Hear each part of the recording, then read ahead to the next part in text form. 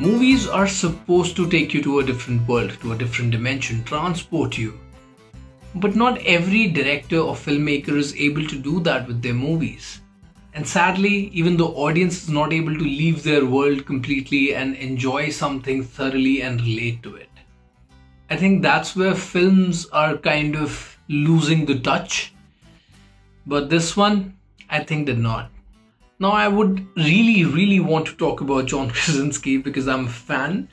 He is an ace director, everybody knows it. He is a star who rose from The Office, and after that he was not a very successful actor in Hollywood. Like, he was doing a lot of stuff and he was getting praised for it, but there was nothing concrete that he was able to do. I would say Jack Ryan is something that he has done, but again, it's not as big as, say, Captain America or Iron Man or something like that.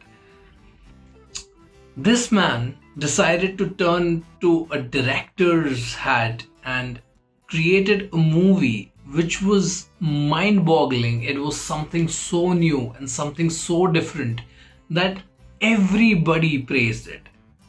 A movie that was not made on a very high budget, but it went on to do wonders in terms of box office. He created a second part of that, and now a prequel is coming which he's not directing, but obviously it's his IP. This fantastic writer ran a show during COVID on YouTube called Some Good News. Amidst all the craziness, amidst all of the death and fear that was going around in the world, this man asked people on Twitter to send him good news, send him things that would make people cherish life. And people did that. And that show was so good that even if you watch it today, it will end up giving you a smile.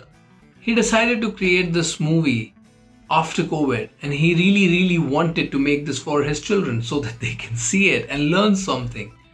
And I think the beauty of this film lies in the fact that it's not just for children.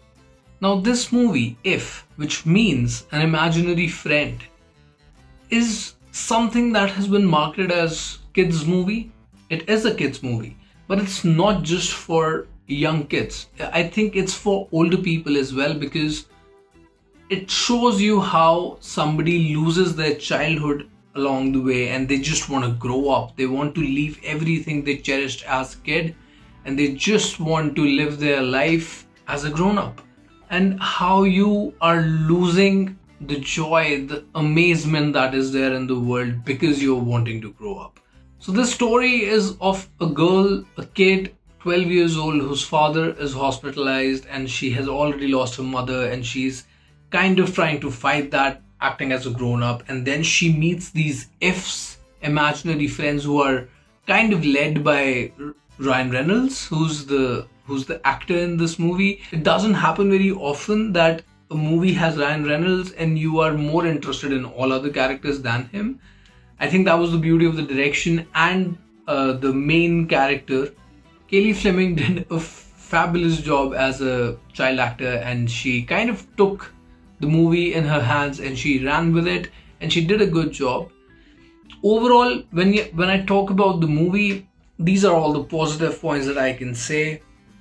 But honestly, when I went to watch this movie, I had really high hopes and I really wanted to love this movie. This movie had its moments. It had really emotional scenes, really funny scenes, scenes that were giving you sad and dark tones as well. But this movie overall was kind of okayish for me. It was not something that was out of the park. It was not something that I would want to watch again and again. It had a bit slower pace, although it was a movie of 1 hour 40 minutes. But it did end with a happy note. It did end in a way that would make you smile when you leave the theater, so that was good. But it could have been way better. I had so many theories about what's happening, what will happen in the end. I kind of guessed how this movie is going to end and what is going to happen, who is what and everything. I think you'll know when you see the movie. It had an emotional roller coaster going on throughout the film, and it was very heartfelt is what I can say.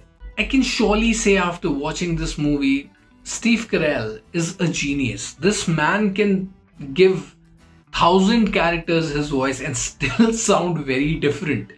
I love how Gru is nowhere to be seen in Blue.